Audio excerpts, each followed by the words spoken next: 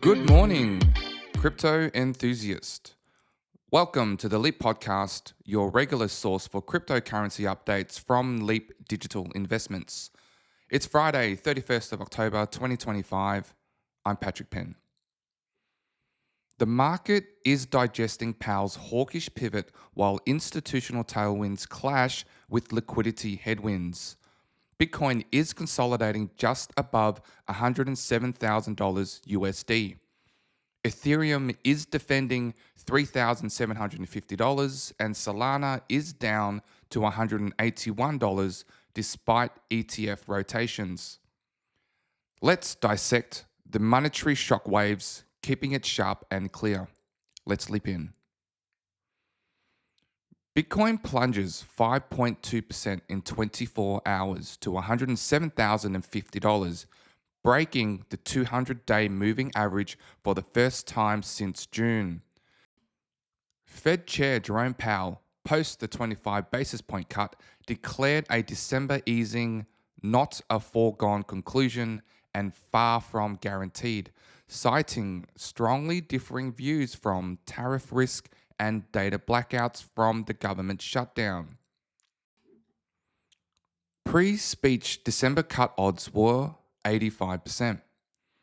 Post-speech, 52%. Treasury yield spiked 18 basis points. DXY jumped 0.7% and 1.1 billion in leveraged BTC futures liquidate. 817 million in the first hour alone. Short-term holders are underwater and may realize losses if their stops are hit. Support clusters at $106,500 to $107,000 at the moment. A weekly close above $110,000 is required to negate a further breakdown. As a result, sovereign FOMO meets monetary reality. France and Switzerland reserve plans are now on hold until the Fed roadmap clarifies. Now, Ethereum bleeds to $3,750, losing the $4,000 psychological support. Spot ETH ETFs record 81.4 million in outflows, highest weekly since launch. Yet, BlackRock's fund now holds $991 million on Ethereum. Institutional absorption is real. Retail is capitulating. A reclaim of $4,000 would flip the structure. Tom Lee's $15,000 year-end call is looking distant for Ethereum. Solana bleeds to $181, down on the week. Nonetheless, multiple spot SOL ETFs are live globally, and Western Union confirms stablecoin launch will be exclusively on Solana in 2026. Solana treasury companies control $4.06 billion in SOL. That's 3.53% of circulating supply.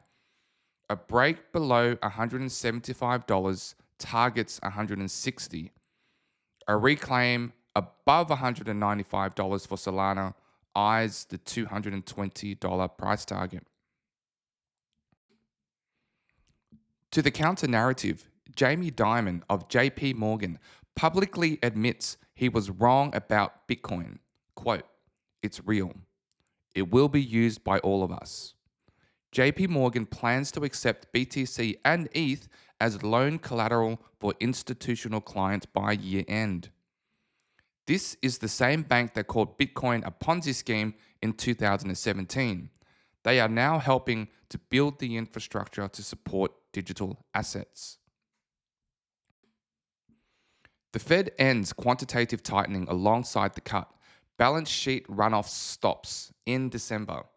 Macro tailwinds persist beneath the hawkish rhetoric. Fear and greed flips to extreme fear, but open interest rebuilds at these lower levels. Traders are buying dips aggressively. Anchoring bias is shattered. What is considered reasonable exposure now includes nation-state BTC reserves and JP Morgan collateral. Putting it all into context, Powell's pause signal is real, but it's a liquidity shock, not a structural reversal. Institutional adoption has evolved from corporate treasuries to sovereign mandates to Wall Street collateral in a single cycle. AI agent economies are live on Ethereum. Solana secures Western Union. Volatility is the price of entry. The underlying catalyst, institutional capital, sovereign accumulation, and on chain commerce are compounding faster than the fear. That's your crypto update for the 31st of October 2025. For additional details, visit the description on Spotify or YouTube.